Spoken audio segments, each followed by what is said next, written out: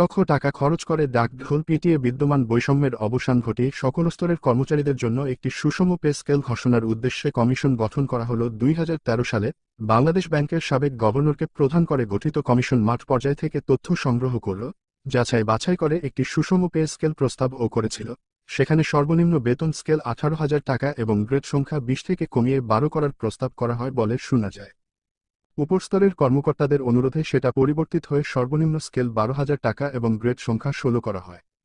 কিন্তু সুবিধাভোগীদের শকুনি দৃষ্টি বলে কথা, তারা সরকারকে ভুল বুঝিয়ে পে কমিশনের প্রস্তাবনা বাস্তবসম্মত নয় বলে উক্ত প্রস্তাবনাকে কচুকাটা করার্থে গঠন করল সচিব কমিটি। লক্ষ লক্ষ টাকা খরচ করা পে কমিশনের প্রস্তাবনা যদি সচিব কমিটি দিয়ে কাটাকুটি করতে হয় তাহলে পে কমিশনের প্রয়োজনটা কি ছিল? সচিব মহোদয়গণকে দিলেই তো তারা তাদের বিজ্ঞতার বলে একটা পে স্কেল দিতে পারত। সেক্ষেত্রে সরকারের এত অর্থের অপচয় হতো না, এটা লঙ্কা কাণ্ড ঘটত না।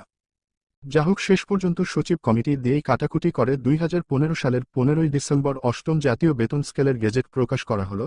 ফলে যা হবার তাই হলো, যেই লাউ সেই কধু, বৈষম্য তো কমল না, আরও বাড়ল এবং চরমভাবে বাড়ল। গ্রেড সংখ্যা 12 বা 16টাতে নামা দূরে থাকুক, বরং কমার পরিবর্তে 2টি বেড়ে গ্রেড হল 22টা। 20তম গ্রেডের উপর আরও 2টি গ্রেড লুকোচুরি খেলার মতো লুকিয়ে রেখে পে স্কেল ঘোষণা হলো। সেখানে যে চরম বৈষম্যের নতুন দেয়াল রচনা করা হলো তা একটুখানি খেয়াল করলেই যে কারো কাছে পরিষ্কার হয়ে যাবে। প্রথম গ্রেডে বেতন স্কেল 78,000 টাকা, কিন্তু 20তম গ্রেডে মাত্র 8,250 টাকা। আবার প্রথম গ্রেডের উপরে আরও 2টি গ্রেড রয়েছে। 20তম গ্রেড থেকে 12তম গ্রেড পর্যন্ত মোট 8টা গ্রেড মিলিয়ে যেখানে বেতন বাড়ে মাত্র 3,050 টাকা, সেখানে সপ্তম গ্রেড থেকে মাত্র একটা গ্রেড পেরিয়ে ষষ্ঠ গ্রেডে গেলেই বেতন বাড়ে 6,500 টাকা, দ্বিগুণেরও বেশি। দ্বিতীয় গ্রেড থেকে প্রথম গ্রেডে একটা গ্রেড পরিবর্তনে যেখানে বেতন বাড়ে 12,000 টাকা, সেখানে শেষের 10টা গ্রেড মিলিয়ে বেতন বাড়ে মাত্র 7,700 টাকা। গ্রেড 1-10 নংয়ের মোট পার্থক্য 65,500 টাকা, অপরদিকে গ্রেড 11-20 নংয়ের পার্থক্য মাত্র 4,250 টাকা। আবার নিচের দিকের এক গ্রেড থেকে পরের গ্রেডের পার্থক্য মাত্র 2 থেকে তৃতীয় টাকা, যা তাদের সাথে মজা করা বা তামাশা করার মতো। 2015 সালের পে স্কেলের আগে নিয়ম ছিল 8 বছর চাকরি পূর্ণ হলে প্রথমবারের মতো গ্রেড উন্নীত হবে, যাকে টাইম স্কেল বলা হতো। 2015 সালের পে স্কেলে তা বাদ দিয়ে নিয়ম করা হয় 10 বছর চাকরির পর প্রথমবারের মতো গ্রেড পরিবর্তন হবে। ধরা যাক, একজন 18 নম্বর ধাপে চাকরি শুরু করেছেন। 10 বছর অপেক্ষার পর তার বেতন বাড়বে 200 টাকা।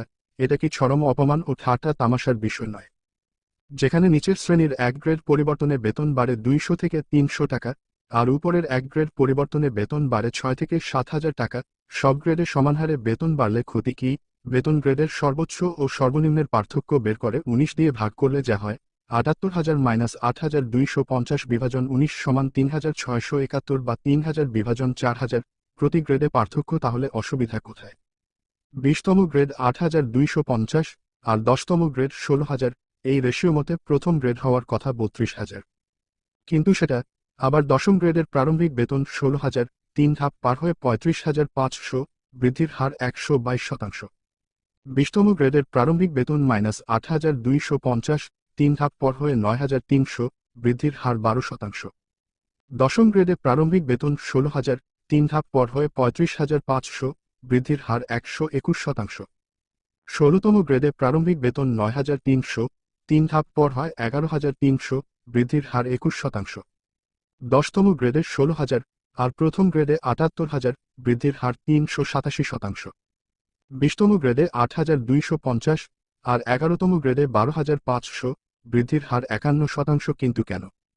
তাই তো বর্তমান বাজারে নিম্নপদস্থ কর্মচারীগণ মানবেতর জীবনযাপন বাধ্য হচ্ছে। তাদের অবস্থা এখন অনেকটা জিম্মি দশার মতো। 20 গ্রেডের 8,250 টাকা স্কেলের একজন কর্মচারী সব মিলিয়ে 14,450 টাকা পায়, যা দিয়ে বর্তমান বাজার দরে 0.6 সদস্যের পরিবারের পুরো মাসের যোগান দেওয়া অসম্ভব। 200 টাকার টিফিন ভাতায় 1 মাস টিফিন খাওয়া সম্ভব। আবার একই ডিপার্টমেন্টের একই গ্রেডের একই পে স্কেলের একটি পদের পদোন্নতি হচ্ছে, অন্য পদের পদোন্নতি নেই। সারাজীবন একই পদে চাকুরি অথবা নামমাত্র পদোন্নতি নিয়ে অবসরে যাচ্ছে তারা। চাকুরি জীবনে যেমন চরমভাবে নিষ্পেষিত হচ্ছে, উপরন্তু বেতন স্কেল না বাড়ায় তার পেনশনও অনেক কম, অর্থাৎ বুড়ো বয়সের অবসর জীবনেও তাকে খেয়ে না খেয়ে মরতে হবে ধুকে ধুকে। কিন্তু কেন এত বৈষম্য থাকবে? দেশ এগিয়ে যাচ্ছে, দুর্নীতিবাজরা কোটি কোটি টাকা হাতিয়ে নিচ্ছে, অথচ দেশের জন্য যারা খাচ্ছে তাদের সামান্য কটা টাকা বাড়তি দেয়াতে সরকার দেউলিয়া হয়ে যাবে। উপরের গ্রেডের চাকরিজীবীরা হয়তো বলতে পারেন, নিচের দিকের গ্রেডগুলোতে জনবল বেশি, তাই তাদের বেশি বেতন দিতে গেলে দেশের অর্থনীতিতে চাপ পড়বে। দেশের প্রতি তাদের এতই যদি মায়া থাকে, তাহলে নিজেদের গ্রেডগুলোর মধ্যকার পার্থক্য এত বেশি কেন? এমনিতেই উপরের দিকের গ্রেডে চাকরি করছেন, এরপর বেতন বৃদ্ধি যদি নিচের দিকের গ্রেডগুলোর চেয়ে 2-3 গুণ বেশি হতো, তবু কম হতো না। কিন্তু তাদের বেতন বাড়ে নিচের দিকের গ্রেডগুলোর চেয়ে 20-25 গুণ বেশি। তাদের এত বেতন দিতে গেলে দেশের অর্থনীতির ওপর কি চাপ পড়ে না? এসব হচ্ছে বাহানা। নিজেরা বেতন কম নিয়ে দেশপ্রেমের কথা বললে তা সত্যিকার দেশপ্রেম হতো। প্রয়োজন ইতিবাচক চিন্তার। উচ্চস্তরের চাকরিজীবীদের মধ্যে অতি স্বল্প সংখ্যক আমলা নামের আকামের কামলাদের হিংসুটে থাবা থেকে দেশের অসহায় জনগণ ও নিম্নস্তরের কর্মচারীদের মুক্তি দিতে না পারলে দেশের সুষম উন্নয়ন সম্ভব নয়। তাই সকল ডিপার্টমেন্টের সকল পদের কর্মচারীদের পদোন্নতি থাকতে হবে। পদোন্নতি পদ না থাকলে 5 বছর পর পর উচ্চতর গ্রেড প্রদান করতে হবে। বৈষম্য কমাতে গ্রেড সংখ্যা কমিয়ে আনতে হবে। সমস্যা হলো, নিম্নস্তরের কর্মচারীদের চাপা কান্না শোনার মতো কেউ নেই। শোষিতজনের আর্তনাদে দরদি হওয়ার জন্য বর্তমানে কেউ নেই। আশা করি এই দ্বিতীয় স্বাধীনতার সাথে সাথে বাংলাদেশ থেকে দূর হয়ে যাবে দীর্ঘদিনের এই বৈষম্য। এখনই উপযুক্ত সময় সকল বৈষম্যকে দূর করার।